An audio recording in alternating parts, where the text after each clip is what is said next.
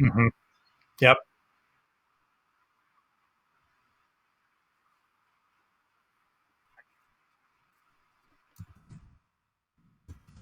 Yes. Yeah, that was really cool. Especially with the phase shifts, just cycling so many of those options. Like you said, just picking the most salient options from each house, especially for that mega turn, was just brutal. So now we have. Oh, good. Yes, we've got more of us in here too. So we've got a SadCryBear and Scrowner. So with this being a double elimination tournament, the elimination is now on the line for Scrowner and SadCryBear. The whoever is defeated in this match will be out. But having had an amazing run, just making it when so many people like Lady Aurora and Nathan Starwalt and did not is a major accomplishment. So there's a reason I commentate and not play because yeah.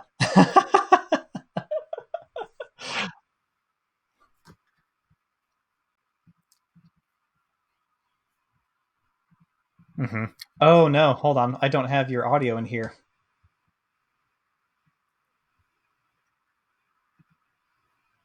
Okay.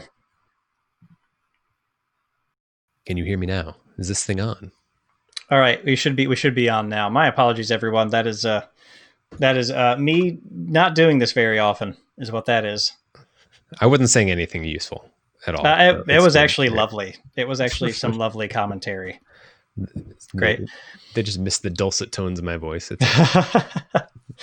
So our apologies there, everyone. But SadCryBear, no, Scrowner opening with a troll. Troll, the 8-power Brobnar creature, never to be equaled again. Never to be equaled again. So Scrowner opening. Let's see what Scrowner's running here. We've got Ball Tyranno, Boss Della Galleria. So double Lomir Flamefest, which is fun. The War Chest, Snufflegator, Chota, Nature's Call, double Too Much to Protect, the Sting. Okay, there's some fun stuff in here.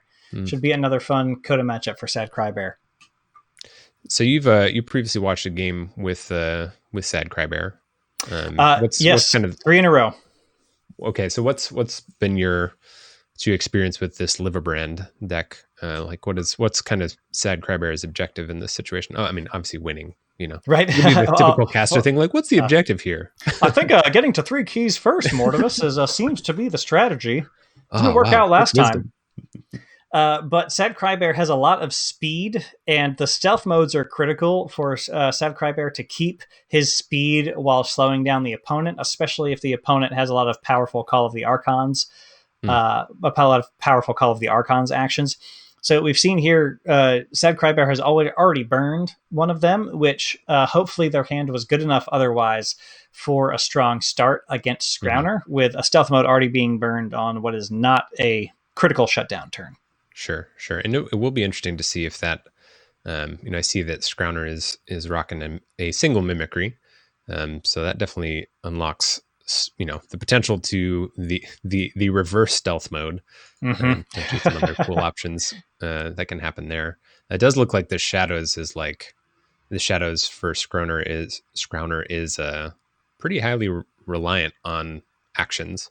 Effectively turning a shadow's turn with stealth mode into not really much of anything. So it'll be interesting to see if SadCryBear tries to I could see a situation where they would want to basically get up to check and then play that stealth mode. So getting up to check on a Star Alliance turn into the stealth mode, basically just helping to lock down. And honestly, like there's the double Too Much to Protect we see.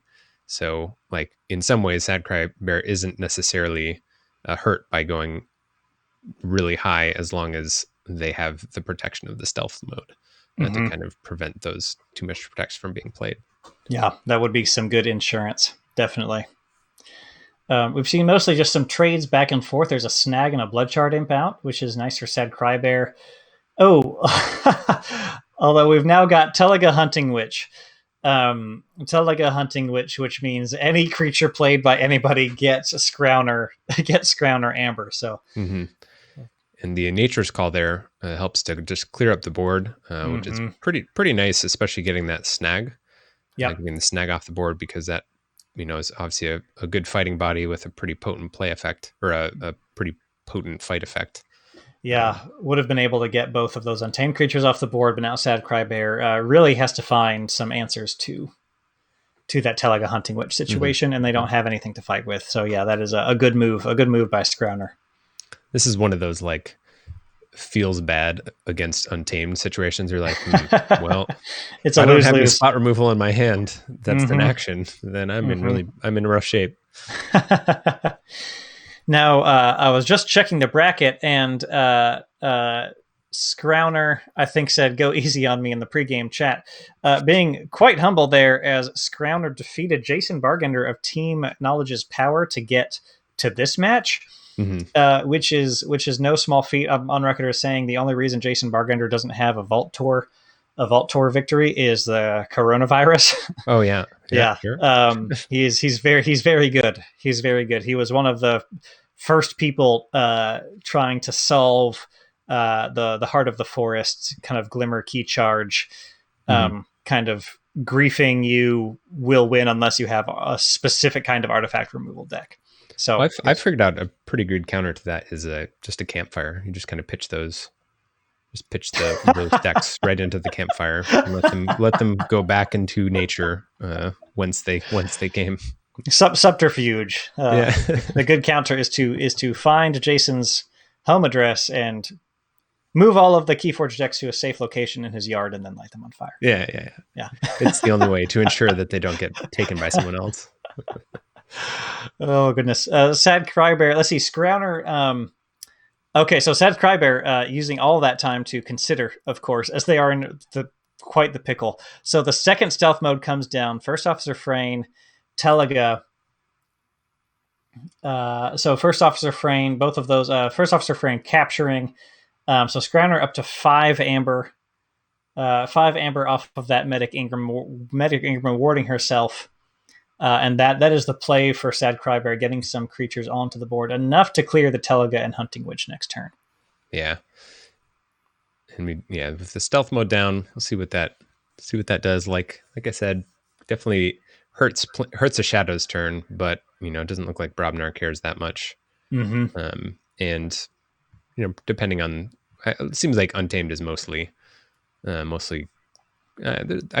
gonna say that mostly creatures, but that's not the case. There are creatures in a couple actions in there, but we've of course also already seen the Nature's Call. I feel like this is a bit of an opening for Scrowner to just kind of flood the board. Just throw a bunch of Brobnar stuff down. Lomer could potentially get some value here, fighting into like First Officer Frayne, but we'll see if that's what happens. It does look like we're going to get a Brobnar turn though. Yes, we are. Yeah, that Lomir does have the skirmish from Way of the Wolf, which is great. Yeah, taking out the First Officer Frayne, a good move there. And another troll, love it. Bring the trolls. Yeah, so that's a check for Scrowner, check for the first key here. That Hunting Witch and Teliga still alive. SadCryBear has a choice here. They either... hopefully there are other Star Alliance cards in SadCryBear's hand so that they could have a bit of a turn, or their only choice is to Medic Ingram into one or the other. Sky Jedi and Cryogen are here, so we're going to go ahead and shut this down so we don't embarrass ourselves. All right. Well, it's been a great stream. Yep. Thanks for having me. Bye. Hey guys, glad to have you here. I'm glad you came after the audio issues resulting from Zach running his own stream. Very, very grateful that I get to hop on Cryos. SadCryBear saying he's just handing out amber to those creatures. Yep. Okay, so he's got a disc turn here, so he's going to have to bite the bullet. He's going to have to bite the bullet here and see, probably play out some creatures and see what he can do once he gets some creatures out. Bornet's Touch reveals cooperative hunting, remove too much to protect Snufflegator and Umbra. Purging the Murmook. Not planning on, having seen this deck in the past few games, I don't think SadCryBear plans on bursting any more than usual. Sometimes there's an option to reap up to, 8 or 9. But, so I don't think that too much to protect is really much too scary. Exhume for Information Officer Gray, revealing and archiving Quant. playing Snag, Telega just having an absolute field day, Blood Shard Imp getting discarded. Telego's just picking up the Ember vacuum right now. Turned it on, just hoovering up some Ember over there. She is earning her keep.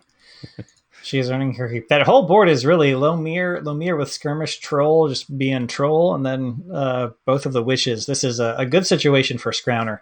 SadCryBear does have the Harbinger of Doom, Gleeful Mayhem combo. I think we've seen one Gleeful Mayhem already. So yeah, I mean, honestly, even a single Gleeful Mayhem in this situation would help pretty substantially. Just clearing off that Telega, opening up the way to just actually play creatures without getting your opponent to their win con. We haven't seen a Shadows turn yet. So where we're at, a couple Brobnar turns and an Untamed turn from Scrowner. Gotta be thinking that's going to be coming soon. I do see that this deck does also have the Sting. I imagine at this point we're maybe a little bit beyond that. Well, the first key hasn't been forged yet, and Scrowner already has one key, and SadCryBear hasn't forged it all. So if Scrowner is seeing or holding, or there's double hidden stash, so they could also archive the Chota, and I think we could still see the Sting in this case. I think we could, because Scrowner's almost to the second key. Especially if Scrowner gets that second key before SadCryBear gets the first, then I think the Sting into Chota is the play. If Scrowner's confident they'll see the Chota. Oh, we do interesting mimicry to copy the Gleeful Mayhem. Okay, which is going to hit one of the untamed creatures, which is a little sad, but. And there's no regrowth or anything, so it's not coming back that way. Took out Snag and Information Officer Gray. Okay, check at 8 for Scrowner.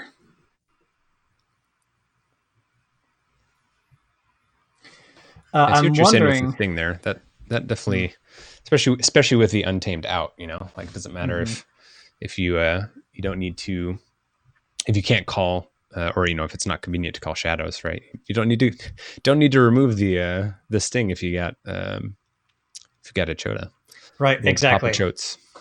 Especially if Scrowner, which I assume Scrowner will be able to get this key because SadCryBear, SadCryBear. This is exactly what I was thinking. SadCryBear is saying this is a perfect description of how I'd like this game not to go. That's really true because SadCryBear doesn't have a ton of Amber control. They rely a lot on their speed. And then just enough control with the stealth modes, and it's double Cutthroat Research and an Infernus, which are most of the Amber control. Yeah, so it can't get on board with the speed. It's one of those decks that just kind of has to play its game because it has somewhat limited options in terms of preventing. Well, I mean, there's it's more of disruption, not Amber control, right? With the stealth modes, there's some pretty solid disruption there, paired with the speed that SadCryBear is probably trying to achieve, but doesn't look like it's lined up, especially when a lot of that speed, with the the double Information Officer Gray, does require basically creatures to be played to kind of get that engine going. Yeah, and Scrowner with just that double threat of the Hunting Witch and Telega out for so long. Buzzle finally taking out the Telega after an awfully large amount of Amber coming off of that Telega. SadCryBear just did not have the tools on hand. Didn't see the second Gleeful Mayhem.